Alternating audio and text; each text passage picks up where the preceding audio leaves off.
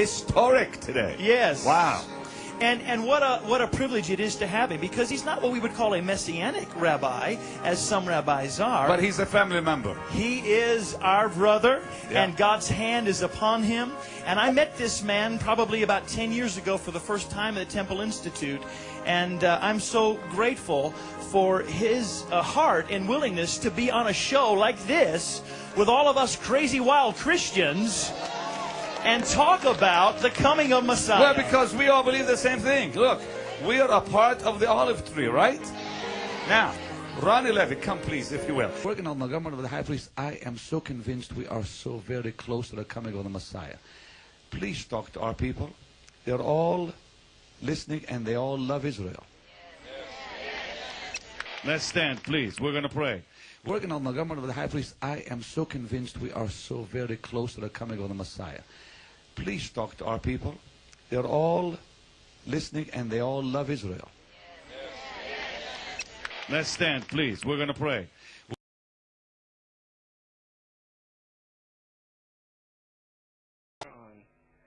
And to be on the side of the people of Israel, I think, I hope you agree with me, means to be that you're on the side of the God of Israel. Amen. Amen. Yes.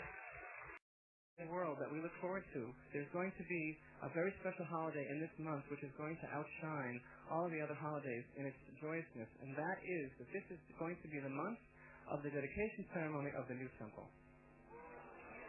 I bet you didn't appointed festivals, and in general the calendar of the Jewish people is a divinely appointed life experience.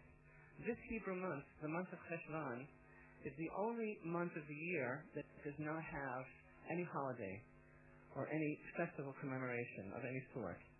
The only month of the year. You know, we just finished now the whole cycle of Rosh Hashanah and Yom Kippur and Sukkot, the days of awe and the tabernacles, and now we're coming into this month which is not marked by any major festival. You know that God is drawing lines throughout communities, even throughout families, and people are going to have to stand up and decide whose side they're on. And to be on the side of the people of Israel, I think, I hope you agree with me, means to be that you're on the side of the God of Israel. Amen. Amen. Yes. Amen. And someone who is standing against the people of Israel is also standing against the God of Israel. So here the idea is, you know, first and foremost, we have to give you the deepest thanks for coming to Israel at this time. When coming to Israel is no longer such a simple thing. And we know what it means for you to come here and what it symbolizes. And that is very, very important to us, because you are taking that stand for Israel and for God's people, for the Jewish people. And the fact is that, you know, when it says, pray for the peace of Jerusalem, those that love you shall prosper, first of all, that's a divine commandment, to pray for the peace of Jerusalem. But it's also a promise that those who take that stand and who stands up for everything that's right and good in the world, the side of Jerusalem, are going to prosper. Those are the people that God is going to be looking for, because those are people that took a chance on Him, even when it wasn't necessarily popular, and certainly not politically popular, to be on the side of Jerusalem. So the first people that deserve a hand are yourselves for coming here at this particular time especially. You know, we were speaking this morning about the whole concept of building the temple, and of course the idea of the temple is not new. It's really the central theme of the Jewish faith, the fact that the temple has to be rebuilt. God commanded us in Exodus, you shall make for me a sanctuary, and I will dwell among you. To the best of my knowledge, we never received a cancellation order. Not for that commandment and not for any of the commandments. And the idea is that we are steadfast in our belief that the temple is going to be rebuilt, and every prophet of Israel, without exception, tells us that particularly the time, the epoch, the era of the third temple is the time which is going to unite all of humanity in a true recognition and understanding of who God is. And that's certainly the time that all of us who share roots of biblical faith have in common. But you know, there's an expression, timing is everything. And so here you are now, and I believe that there is a tremendous significance all the time when we look at the mysteries of the Hebrew calendar, and the fact that all of the appointed festivals and in general the calendar of the Jewish people is a divinely appointed life experience. This Hebrew month, the month of Cheshvan, is the only month of the year that does not have any holiday or any festival commemoration of any sort. The only month of the year. We just finished now the whole cycle of Rosh Hashanah and Yom Kippur and Sukkot, the days of awe and the tabernacles, and now we're coming into this month, which is not marked by any major festival.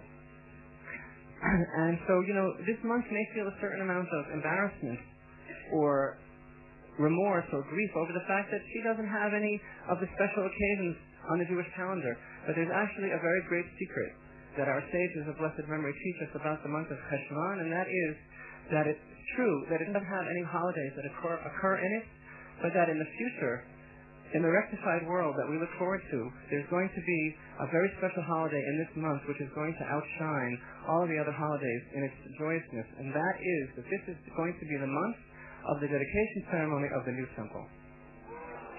I bet you didn't know that. No, I did not know that. That's amazing. So here you have chosen to come now at this time, unbeknownst to you that this is, as it were, on hold for such an important occasion as the dedication of the temple. And here we sit now opposite the site of the Holy Temple. So this is something replete with a great deal of meaning. Now, Rabbi, I want you to tell our people, as you did to me this morning, about the preparations that are in place now and are taking place now for the rebuilding of the temple. We believe, the Jewish people believe, that it is a positive commandment to rebuild the temple. This commandment is not dependent upon anything supernatural to happen, and it's certainly not dependent on some initiative for God to launch, and it's not dependent even on the coming of the Messiah. It's something like the other commandments which we are obligated in as far as a facet of our relationship with God. So just as the Jewish people are obligated to keep the Shabbat, the Sabbath, just as the Jewish people are obligated in the dietary law, so also we have an obligation to rebuild the temple. Obviously, it's difficult to separate the issue of the temple from its political overtones. I'm not a politician, and neither is our organization in any way political, but the temple does not go in, for example, Manhattan or Manchester, England. It goes right here, which, as you can see at the moment, is a little bit crowded with some other things. So obviously, is that a diplomatic way of putting it? So obviously, one of the most important questions that comes up is how exactly is this going to come about, and when? And obviously, it would take a very arrogant person to tell you exactly how it's going to come about and exactly when, because we don't have a hotline, and we also don't tell God what to do. The cornerstone of Jewish faith is that God commands and we do, not the other way around. We don't tell him how to do it. So I can't tell you exactly, not being his spokesman, I can't tell you exactly how it's going to come about. But all that we can do is to have the faith and the integrity to do precisely that, what we can do, to do as much as possible today, to be as occupied as possible with the concept of the rebuilding of the temple. And that's really the background of all of the work that we've taken on, which is to try to prepare as much as possible for the restoration of the divine service of the temple.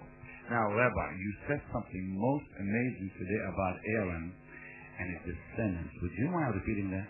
That's right. I mentioned that. Listen to this. Amazing. The people who are officiating in the temple, the men are called the Kohanim, the descendants of Aaron, and they are the ones who are responsible